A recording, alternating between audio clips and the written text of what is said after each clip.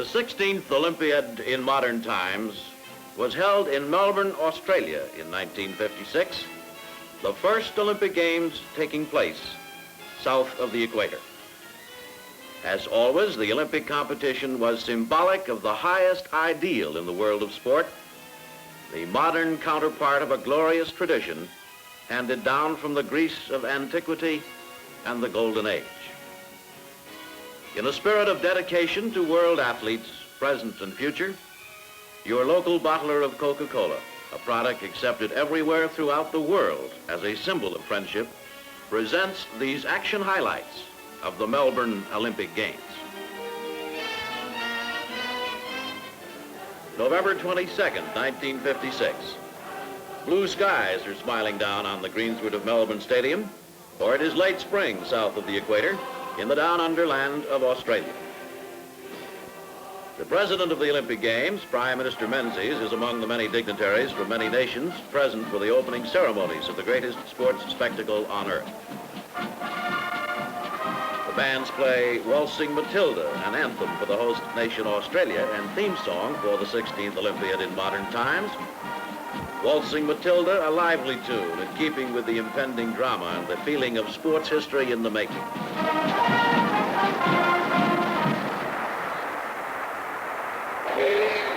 110,000 spectators let go a roar of welcome as His Royal Highness, the Duke of Edinburgh, is escorted to the royal box. Then the parade of 4,000 athletes from 68 different nations. In honor of the origin of the Olympic Games, they are led by the Greek contestants, the traditional vanguard. The contestants from the other nations follow in alphabetical order, except, of course, for Australia.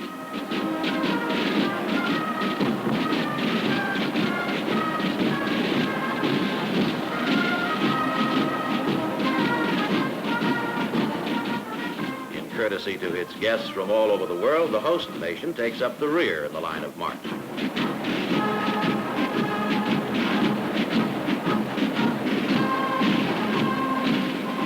The chairman of the organizing committee, the Honorable W.S. Kent Hughes, greets the assembled wealth of international youth and athletic achievement. And as of old, pigeons in flight signify to all that the games have begun. The torch, the sacred flame of antiquity, kindled on the plains of Olympus, was religious in origin. Today, it is symbolic of the spirit of the Games. For the 16th Olympiad, this flame was carried by runner and by airplane 12,750 miles from Greece to the island continent of Australia, the longest journey in Olympic history. In ancient times, this flame, this symbol, signified the laying down of weapons of war. Peace must reign while the Olympiad was celebrated, for it was in honor of Zeus Olympus, Greek god of gods. In modern times, this flame, this symbol, enjoys a rebirth of meaning for all nations and for all contestants. In the Olympic Games, as in life, the important thing is not to win, but to take part. Not the triumph, but the struggle. Not to have conquered, but to have fought well. To spread these precepts is to build up a stronger and more valiant, and above all, more scrupulous and more generous humanity. His Grace, the Lord Archbishop of Melbourne, reiterates these precepts at the 16th Olympiad. And John Landy from the host nation Australia takes the oath on behalf of all athletes present. History records but one event for the first Olympiad, a foot race, somewhere between 100 and 200 meters. All watches are ready in Melbourne for the 100-meter final. Number 55, an American named Bobby Morrow, is the favorite. And Morrow it is, against the wind, in 10 and 5/10 seconds. In the 200-meter final, the same Morrow is again the favorite. And this time he sets an Olympic record of 20 and 6/10 seconds, beating the record of the immortal Jesse Owens by 1/10 of a second. Only men took part in the ancient Olympics, but in modern times, women share the excitement and the glory. Here is the traditional 100-meter final in Melbourne as the women run it.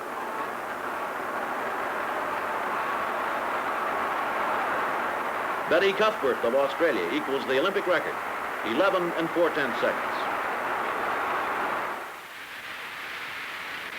In the women's 200-meter final, this same Cuthbert of Australia equals the Olympic as well as the world record, 23 and 4/10 seconds. Another Olympic record in the 800-meter final. And here's the finish now, one of the best finishes in the Melbourne Games. Tom Courtney, the American, is so dazed from the final effort required he doesn't realize he's won. Here is John Landy, the Australian again, coming out with 11 other top liners for the final of the 1,500 meters, the metric mile as it's called.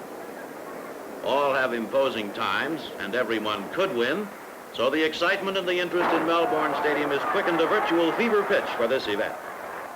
New Zealander Hallberg takes the lead.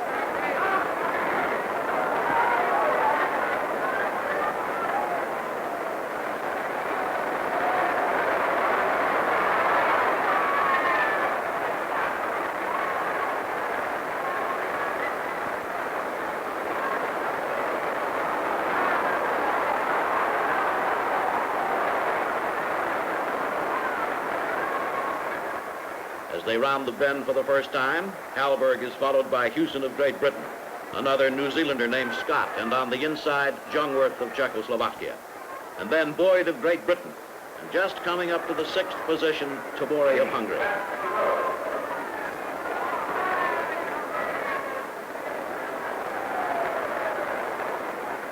Rounding the back bend, note Delaney of Ireland, 4th last on the inside. He is the dark horse of this metric mile. Jungwirth of Czechoslovakia tries to move into 3rd position. Nielsen of Denmark, the blonde head, comes from last to run outside Tabori of Hungary in 6th position. The order remains unchanged as they approach the eastern bend. New Zealander Hallberg piloting the field, followed by Hewson of Great Britain, Jungwirth of Czechoslovakia, the New Zealander named Scott, Boyd of Great Britain, Tabori of Hungary, and Wood of Great Britain.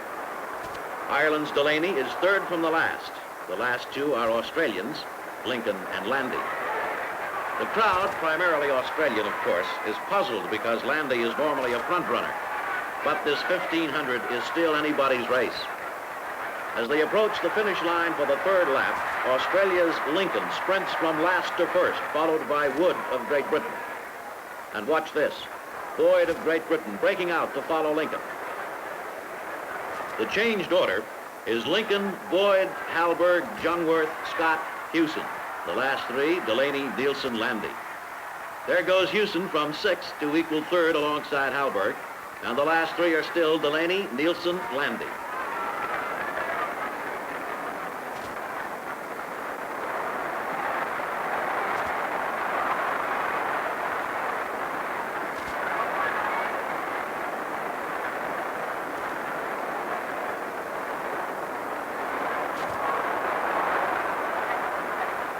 Vital now are the next few yards.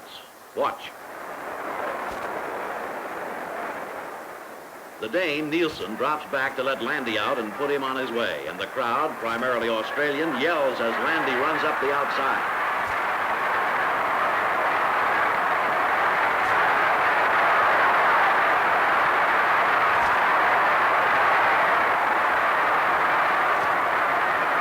The last lap. There's a lot happening down there. But keep your eyes on that green shirt, Ireland's Delaney, strangely enough. Watch him as he passes that start line.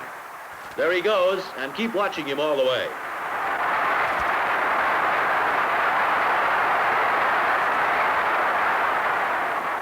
Landy is making a run. He's 4th now, but the Irishman keeps coming.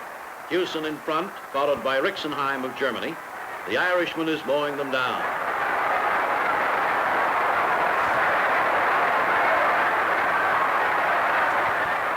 As they enter the straight, Delaney is 2nd.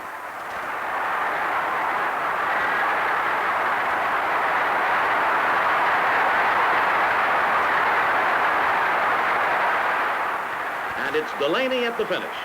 Rixenheim 2nd, Landy 3rd. A terrific race and a credit to all. The Irishman drops to his knees for a few seconds of prayer. The others, at first, think he's collapsed, but it's thanksgiving for running first in the famous metric mile. An equally exciting finish in the Melbourne Games was provided by the Russian Vladimir Kuts in the 5,000-meter final. The opposition has dropped out of calculation, but Kuts comes full steam for the finish line, breaking the Olympic record by 27 seconds. The crowd, recognizing outstanding ability, shouts him home. Watch that last sprint after 12 and a half laps of the track. His hand goes up to salute the crowd. The new champion joins Kalanen of Finland and Zatopek of Czechoslovakia as the only runners in Olympic history to win both the 5 and the 10,000 meter. Another dark horse in the Melbourne Games, comparable to Ireland's Delaney, was a tiny olive-faced Frenchman named Mimoun, entering the 26-mile marathon with the unlikely number 13. One of 46 starters with the temperature at 78 degrees, he plodded along at his own pace, unhurried, but always within striking distance of the lead. 3 times the winner of silver medals in the marathon, for Mimoun of France, this one is gold.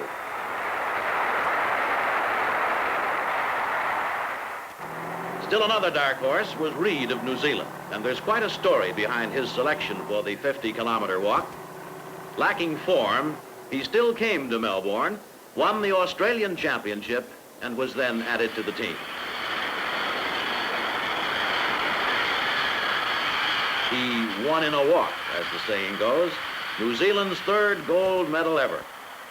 In all, 265 gold medals were won. 63 Olympic and 16 world records were broken. One can appreciate his emotion at the sight of his country's flag. In the 80-meter hurdles for women, Strickland of Australia, hurdling into a headwind, sets a new Olympic record of 10 and 7/10 seconds. It's her 7th medal in 3 Olympics, and she becomes the first woman ever to retain an Olympic title. More hurdles, the 110-meter final.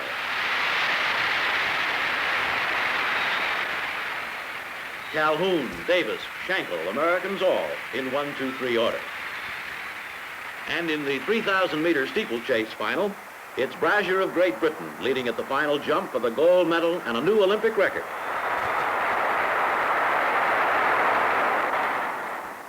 Eight minutes, 41 and 2/10 seconds. Modern Olympics, of course, are not confined to variations of the traditional foot race of old.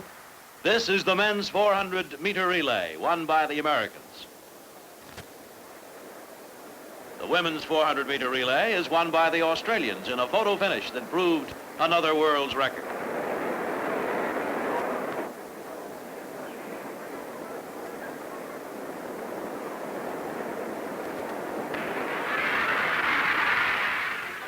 Modern Olympics take to the countryside for such events as the road cycling race. At Broadmeadows, 12 miles north of Melbourne Stadium, there are riders from 19 countries. Marathon on wheels, 11 times around the course, 116.5 miles. But here again, tactics are a very important part of the competition. The leaders stay bunched until the last 2 laps, and then with 21 miles to go, the champion shows himself. A man who can mix endurance with sprinting and still finish in front. The world's pursuit champion, the world hour record champion holder, the Italian Boldini. And Boldini steps up for one of Italy's 25 medals. 70 miles from Melbourne at Lake Wendouree, other aspects of the modern Olympics take place. The 1,000-meter kayak pairs. Germany is the winner. And the 1,000-meter Canadian pairs. Romania is the winner.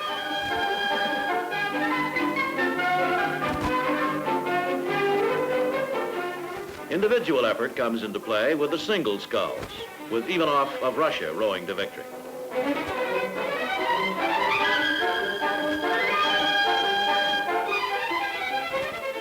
The Yates, with Canada this side, then Sweden, Australia, and America on the far side. An epic struggle it is, with little between them until about halfway when Sweden falls back. The strain on the others is the greatest. At the finish, only half a canvas between the American crew, far side, and Canada, with another half a canvas to Australia in the middle. America wins the Yates for the 8th successive time in Olympic history. In swimming, men's 100 meter. It's Australia, 1, 2, 3.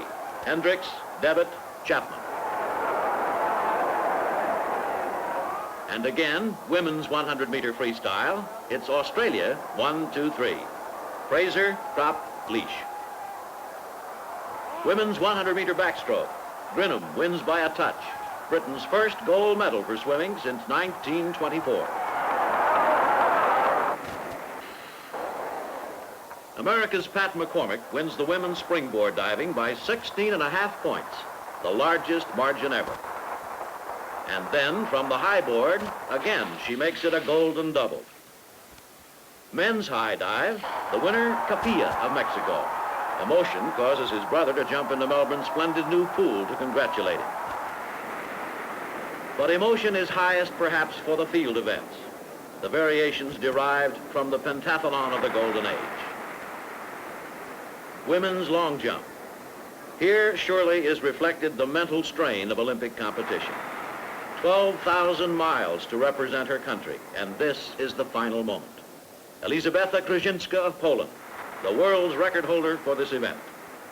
This could be Poland's first gold medal ever. 20 feet 10 inches. She equals her own world record and wins that gold medal for Poland. Hop, step, and jump, the poetry of motion. The winner, Brazilian da Silva. He breaks his own Olympic record, 53 feet 7.5 inches. America's Dumas, the only man to have ever cleared 7 feet officially in the high jump. He wins.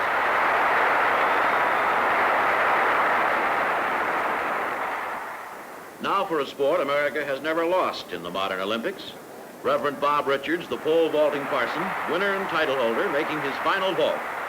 Watch that bar, 14 feet 11.5 inches, beating his own previous Olympic record by a slim quarter inch.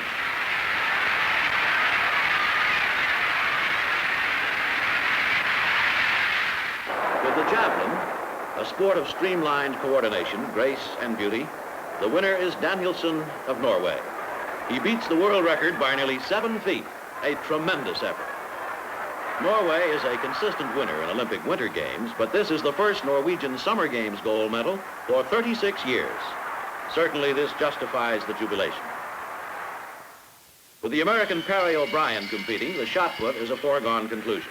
He holds the Olympic and the world record, but he lifts the Olympic record by 3 feet 9.5 inches. A weightier subject, the women's shot put. Galina Zybina, Russian's world record holder, beats the Olympic record with her first throw.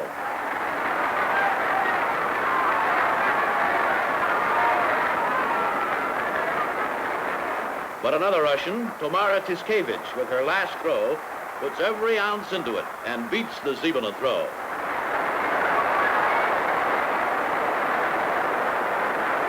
Tiskevich is happy all over. In the hammer throw, Al Connolly of America wins on the 5th throw. They have only 6. When he records 207 feet 3.75 inches for the gold medal, the new Olympic record, and ultimately a romance with Olga Fiketova, a beautiful 23-year-old Czech medical student who became the women's discus title holder and Mrs. Hal Connolly. Her throw, 176 feet 1.5 inches. Discus, the classic event from the Olympics of the Golden Age. Cook of America has a tough battle. He finishes 3rd. Gordian of America is the world's record holder, with a throw nearly 10 feet farther than the new Olympic record. But he can't repeat the performance at Melbourne. He finishes 2nd behind the winner, 20-year-old Orter of America. He is composed and confident because of his imposing lead in the first round of 4 feet 4.5 inches. But it's America, 1, 2, 3, Orter, Gordian, Cook. After each day's contest, the athletes relax in the Olympic Village at Melbourne. Here the flags of the 68 participating nations proclaim the Olympic ideal that to respect one another, it's necessary to know one another. Here are never to be forgotten moments of friendship and fraternity, understanding, and goodwill. Here, the assembled wealth of international youth learns to appreciate the significance of the Olympic ideal. The athletic achievement is always secondary glory, for this is a meeting of hearts and minds as well as muscles.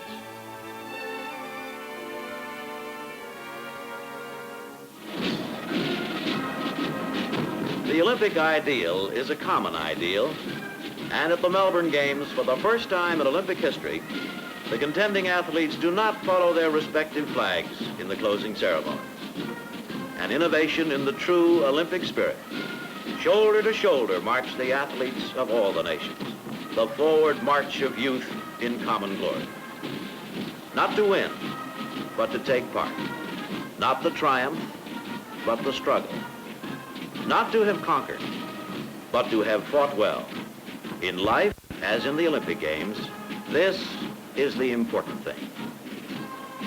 To spread these precepts is to build up a stronger and a more valiant, and above all, a more generous humanity.